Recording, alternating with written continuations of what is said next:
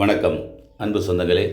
தஞ்சை மாவட்டம் மதுக்கூர் அருகாமையில் பெரிய துயர சம்பவம் ஒன்று நடைபெற்றிருக்கு. இது தொலைக்காட்சியிலையும் சமூக வலைத்தளங்கள்லையும் வந்துட்டுருக்கு. அதாவது இந்த குழந்தையோட அம்மா கள்ளக்காதலுடன் ஓடியதால் வெறுப்படைந்த கணவர் பார்த்திங்கன்னா 3 பச்சிளங்குழந்தைகளை கொன்று விட்டார். இப்போ போலீஸ் அவங்கள அரெஸ்ட் பண்ணிட்டு அந்த பெண் செய்த சின்ன தவறினால் ஒரு குடும்பமே இப்போ வீணாக போச்சு. குறிப்பாக 3 குழந்தைகளை இறந்து போயிட்டு அவருக்கும் ஜெயில் வாழ்நாள் ஜெயிலாக தான் இருக்கும்.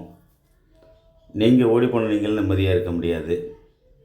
கொஞ்சம் யோசித்து எல்லாமே செயல்படுங்க. 3 குழந்தைகள் பிறந்த பிறகு நீங்கள் ஓடி இருக்கீங்கன்னா எவ்வளோ பெரிய வருத்தத்துக்குரிய விஷயம்.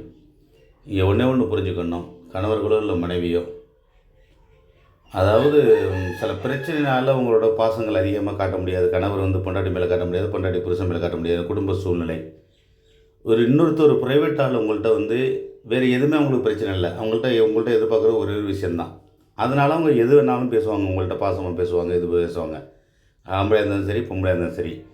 இந்த சூழ்நிலையில் தான் நீங்கள் அந்த கள்ளக்காதலுங்கிற வலையிலே உழுவுறீங்க.